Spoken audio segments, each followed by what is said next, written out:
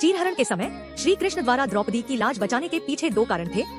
महाभारत में द्युत क्रीड़ा के समय युधिष्ठिर ने द्रौपदी को दांव पर लगा दिया और दुर्योधन की ओर से मामा शकुनी ने द्रौपदी को जीत लिया।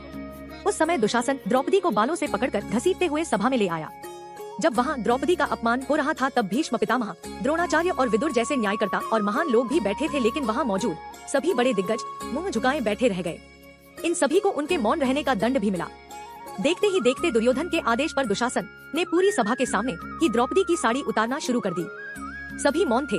पांडव भी द्रौपदी की लाज बचाने में असमर्थ हो गए। तब द्रौपदी ने आंखें बंद कर वासुदेव श्री कृष्ण का आह्वान किया। श्री कृष्ण उस वक्त सभा में मौजूद नहीं थे। द्रौपदी ने कहा, हे गोविंद, आज आस्था और अनास्था के बीच जंग है।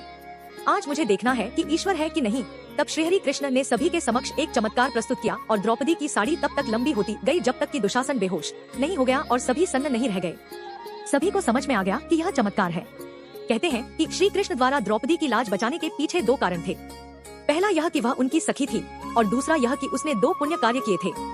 पहला पुण्य कार्य, वह पुण्य कर्म यह था कि एक बार द्रौपदी गंगा में स्नान कर रही थी। उसी समय एक साधु वहाँ स्नान करने आया। स्नान करते समय साधु की लंगोट पानी में बह गई और वह इस अवस्था में बाहर कैसे निकले, इस कारण वह एक झाड़ी के पीछे छिप गया। द्रौपदी ने साधु को इस अवस्था में देख अपनी साड़ी से लंगोट के बराबर कोना फाड़कर उसे दे दिया। साधु ने प्रसन्न होकर द्रौपदी को आशीर्वाद दिया। दूसरा पुण्य, एक अन्य कथा के अनुसार जब श्री कृष्ण द्वारा सुदर्शन चक्र से शिशुपाल का वध किया गया, उस समय श्री कृष्ण की अंगुली भी कट गई थी।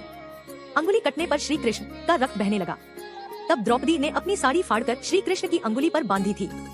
इस कर्म के बदले श्री कृष्ण ने द्रौपदी को आशीर्वाद देकर कहा था कि एक दिन अवश्य तुम्हारी साड़ी की कीमत अदा करूंगा। इन कर्मों की वजह से श्री कृष्ण ने द्रौपदी की साड़ी को इस पुण्य के बदले ब्याज सहित इतना बढ़ाकर लौटा दिया और द्रौपदी की लाज बच गई। जय श्री कृष्ण, जय श्री सनातन।